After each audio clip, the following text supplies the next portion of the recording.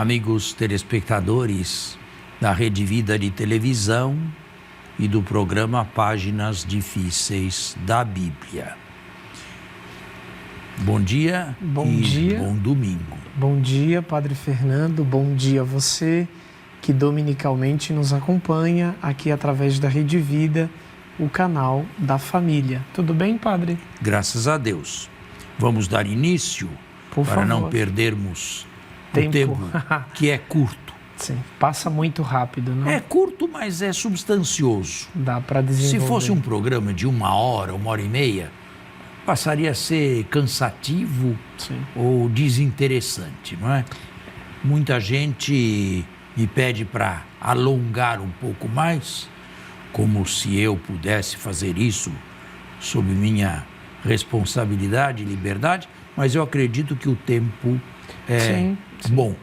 Até porque o teólogo alcança, tanto para quem desenvolve, quanto para quem está escutando e tentando absorver. Pois é. Então, terminadas as orações eucarísticas, e eu dei aqui na semana passada as minhas preferências, que são as preferências da igreja também, não multiplicar demais orações eucarísticas, cânon, que devia ser coisa mais fixa. Nós entramos para uma outra parte que é fixa, que não se muda em nenhuma liturgia. São os ritos preparatórios para a comunhão. O que significa comungar? Parece óbvio, não é? Mas talvez não se conheça tanto a profundidade disto. É tornar minhas, ou ser eu connatural, eu diria mais, concorpóreo e consanguíneo do Cristo do sacrifício. Isto é, aquele sacrifício que eu elevei a Deus e no qual foram os nossos também, agora Deus nos oferece, não mais pão e vinho, mas o corpo e sangue que lhe oferecemos em sacrifício, ele nos oferece, por sua vez, em comunhão. E nós nos tornamos, repito, concorpóreos e consanguíneos de Cristo. Padre, o que significa tornar-se concorpóreo e consanguíneo a Cristo, ou de Cristo? Significa que a vida dele, a humanidade dele, e não só a divindade, a humanidade dele está unida a mim. O ser dele. A humanidade dele, claro que traz-lhe o ser na humanidade. Isto aqui vem intimizado dentro de mim. Seria o mesmo que, se não me falha a memória, a carta católica de Pedro diz que nós precisamos nos tornar hóstias vivas? É Pedro ou Paulo que... Paulo, no capítulo 12 da Carta aos Romanos. Que nós precisamos nos tornar hóstias vivas. É nesse sentido de... Não, nós oferecemos a nós mesmos com o Cristo. A nossa vida deve ser oferecida a Deus, mas Deus só as recebe com Cristo, por Cristo e em Cristo. Ele é o original, nós somos a cópia. Nada separado de Cristo. Tudo é em Cristo. Ele é o mediador. Mas agora, uma vez recebidos pelo Pai, o Pai nos entrega o que nós lhe oferecemos, pão e vinho. Só que não é mais pão nem mais vinho, mas o Cristo total na sua humanidade e no ato da reatualização do Calvário histórico. O Calvário histórico vem redimido do passado, não se torna mais ideia passada, livro escrito, história contada, mas sacramentalmente presente e ao alcance de mão. É uma reatualização, né? É uma reatualização sem ser renovação, certo? E juntamente com o Cristo e no seu sacrifício reatualizado, oferecemos a Deus tudo o que constituiu as nossas vidas. Padre, mas automaticamente alguém em casa, ouvindo um conceito destes, pode logo pensar: meu Deus, eu não sou digno de me aproximar da mesa eucarística. Não é mesmo? Tudo bem, então eu não vou comungar. Bem, essa conclusão não é uma conclusão que convenha. Por quê? Porque se ao comungar eu me comprometo em me tornar consanguíneo a ele, a vida dele precisa encontrar espaços na minha vida. E eu preciso reproduzir na minha vida a vida dele. Não tenha dúvida. É algo muito alto para mim, o telespectador pode pensar. Você tem que reproduzir fora do altar o que o Cristo fez com você no altar. Reproduza a mesma coisa.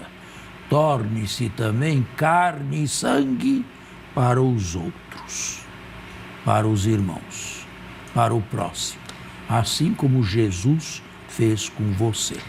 Senhor, essa palavra é muito dura para nós, dizia os discípulos. Abrindo aqui um pequeno parênteses, não sei se pequeno ou longo, no capítulo 19 de João, que trata da morte de Jesus, nos diz que logo após a sua morte, não lhe foram quebradas as pernas, mas um dos soldados com uma lança furou-lhe o lado, furou-lhe o coração e imediatamente jorraram-se sangue, saiu sangue e água. Bom, o evangelista não diz que isto foi um milagre. E os especialistas médicos são capazes de explicar o fenômeno em anatomia, sobretudo se trata de uma morte em pé, e Cristo morreu em pé, não deitado, e imediatamente após o último suspiro. Há esta possibilidade. A água certamente é um soro que ficou guardado na cavidade próxima ao coração. Só que os padres da igreja tiraram daí uma simbologia impressionante. Para nós, o melhor seria, o mais justo seria buscar o significado disto no próprio contexto imediato de João. Os padres da igreja falaram em símbolo do batismo e símbolo da Eucaristia, os dois sacramentos maiores, os dois sacramentos mais importantes. Sim.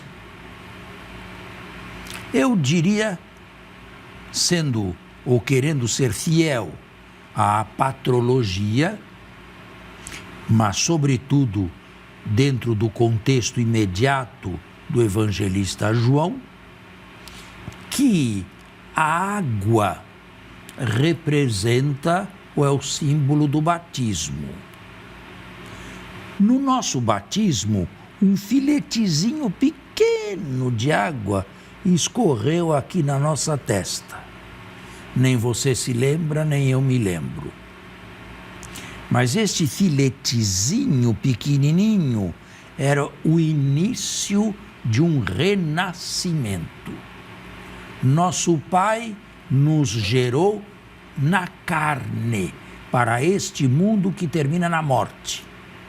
O Pai Celeste nos gera no batismo, através do Espírito do ressuscitado, como filhos seus e candidatos à vida sua, candidatos ao céu, candidatos à vida eterna. Este filetezinho deveria se transformar, pouco a pouco, num rio caudaloso, imenso. E isto aqui é todo o cuidado da vida cristã. É a vida cristã levada a sério. É a cristificação, digamos assim, progressiva, a ponto de se dizer com Paulo: já não sou eu quem vivo, é Ele, Cristo, quem vive em mim.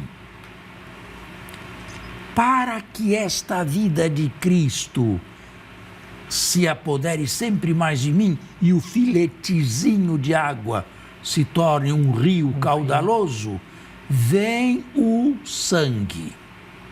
No batismo, o elemento visível é a água e o elemento invisível é o sangue. É o Espírito, é o sangue.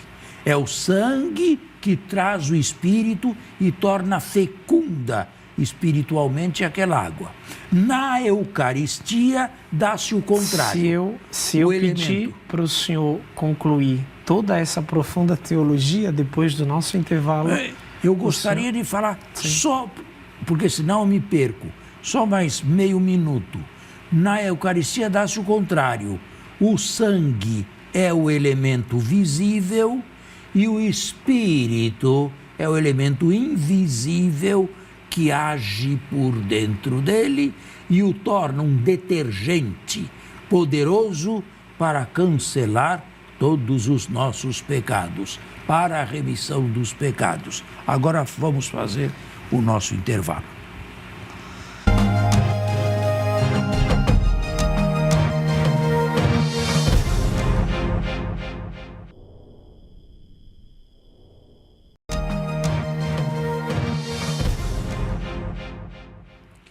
Estamos de volta. Voltamos, o senhor encerrou o bloco com uma teologia muito profunda, muito pura, mas o senhor está no terreno joanita, exatamente no capítulo 19, quando Jesus tem o seu peito perfurado na cruz. No capítulo 3 do mesmo evangelho, padre, quando ele conversa com Nicodemos, entra de cheio já o jogo da água e do sangue. Queria Jesus... Da água e do Espírito. E do Espírito.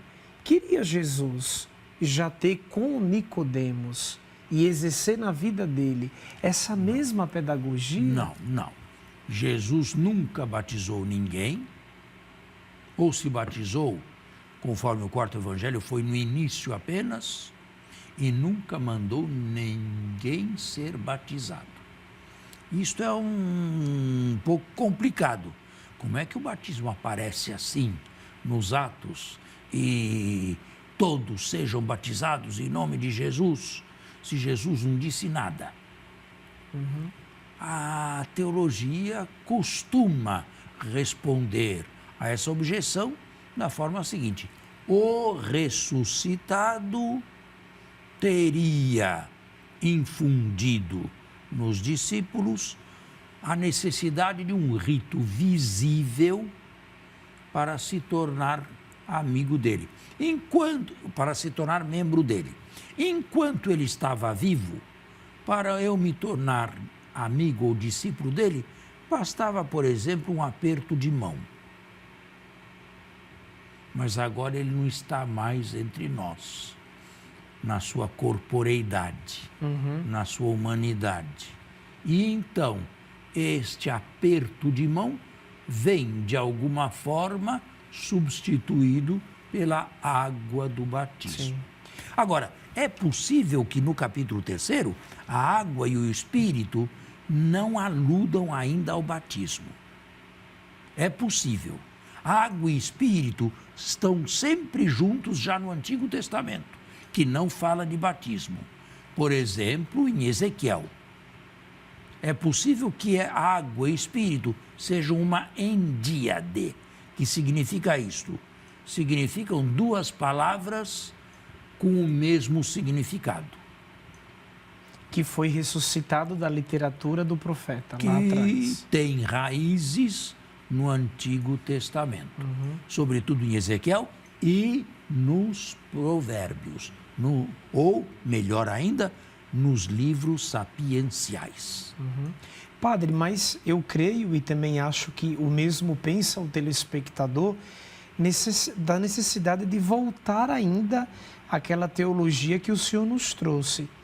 Quando o senhor falou que no batismo, aquelas gotas de água que cai e desce pela nossa testa, deveria, com o passar dos anos da nossa vida, se transformar num grande rio. Isso está simbolicamente em Ezequiel capítulo 40. Muito bem. E aí nós estamos falando do batismo. Sem querer entrar pormenorizadamente na teologia do batismo, então nós aprendemos que pelo batismo a gente recebe uma vida nova, isenta do pecado, e nos tornamos herdeiros. Mas talvez a pergunta do telespectador seja: e por que a criança, logo quando se entende por gente, popularmente falando, ela continua a pecar? Bom, ela se não as peca. Águas do batismo a livraram e a curaram e a sanaram Porque neste mundo pecado. nada é mecânico. Nem os sacramentos não são mecânicos. Por exemplo, João, no capítulo 6, insiste no realismo da carne de Jesus. Quem come a minha carne e bebe o meu sangue tem a vida de Deus nele. Com outras palavras, João é avesso, é contrário a uma excessiva espiritualização da carne de Cristo, da Eucaristia, carne e sangue de Cristo. Ele é avesso, ele é contrário. Mas é preciso balançar isto aqui. Ele também é contrário a todo o rito mágico, porque antes de afirmar tão peremptoriamente que se deve comer, mastigar a carne e beber o sangue do Filho do Homem, a ponto de horrorizar certos judeus por causa do Deuteronômio, ele afirma na primeira parte do discurso que é preciso escutá-lo, receber a sua palavra. Eu sou o pão que desceu do céu, na palavra, na doutrina, na revelação. E a parte seguramente eucarística do capítulo 6 são apenas os versículos 51 a 58. Portanto, então, anteriormente tem todo um trabalho Primeiro de você catequese. recebe o Cristo na palavra e o recebe intimamente. E depois o recebe eucaristicamente. Não uma coisa sem a outra. A celebração da missa é sempre uma celebração da palavra em primeiro lugar. E o Cristo está realmente presente nas duas mesas. Tanto na mesa da palavra, Tanto na mesa da palavra quanto na na mesa da Eucaristia. A modalidade de presença é diferente, mas ele está realmente inverbado nas palavras proclamadas na liturgia antes de ser transubstanciado no pão e no vinho. Inclusive, o documento da Sacrosanto Concílio, fruto do Vaticano II, quer que em liturgia, sobretudo, ambas as mesas recebam igual veneração. Não tem respeito, admiração. Eu já falei aqui, sabe, quando eu era criança e recebi o meu primeiro catecismo, nos ensinavam que a missa começa verdadeiramente com ofertório. Com ofertório. Quem, por algum motivo, pular a primeira parte e chegar antes do ofertório, na hora do ofertório, cumpriu o preceito. Podia, né? Cumpriu o preceito. Aquela primeira parte era considerada didática apenas. Mas também, com o sacerdote pronunciando leituras em voz baixa, em latim, e virado para o povo, virado de costas para o povo, é o que se fazia. Em todo caso, eu acho que é necessário, padre, aquele devido equilíbrio. Eu acho que na sua experiência de padre, o senhor já pôde perceber a beça que há irmãos presbíteros que passam 40 minutos na liturgia da palavra e com 10 quer dar conta de todo o rito da oração eucarística, o que não está certo. E há outros que dedicam 10 a toda a liturgia da palavra, entre proclamação de leituras e homilia dominical, e em 50 minutos fazem da oração eucarística um teatro. Não. Os dois estão errados. Os dois estão errados. Nós devemos, mas isso já foi falado aqui, nós devemos celebrar com fervor, com gravidade, com tranquilidade as duas mesas. E sabendo que o povo que nós representamos, estamos fazendo aquilo in persona Christi, na pessoa de Cristo, e os outros lá no banco, nos bancos, nos estão observando e estão atentos ao que nós dizemos. Ok. Fechando o nosso parêntese, se o senhor deseja, nós voltamos então aos ritos preparatórios para a Sagrada Comunhão, que se inicia com o Pai Nosso, que é a oração de Jesus. Eu não quero entrar aqui exegeticamente no Pai Nosso, que nos faria sair muito do contexto que estamos falando. Mas eu gostaria apenas de dizer o seguinte: a oração do Pai Nosso, nas suas origens, deveria ser altamente escatológica. E aos poucos ela se foi desescatologizando. Por exemplo, não nos deixeis cair em tentação. Quem é que pensa e que tentação? As tentações de cada dia. As tentações diárias, cotidianas. Mas livrai-nos do mal. Que mal? Males que podem nos acontecer. É o que pensamos no dia. Né? Mas não é bem isto. Livrai-nos da grande tentação. Existe uma tentação que não se confunde com as outras, que não é uma tentação diária, é uma tentação da qual pende ou depende a nossa eternidade na vida eterna ou na condenação eterna. E é chamado em grego a peirasmos. Padre, o nosso papo está muito bom, mas eu creio que o nosso programa está chegando ao fim e a gente deixa o convite ao nosso telespectador a que fique ligado conosco e que nos acompanhe no próximo domingo. Muito bem e muito obrigado. Até lá.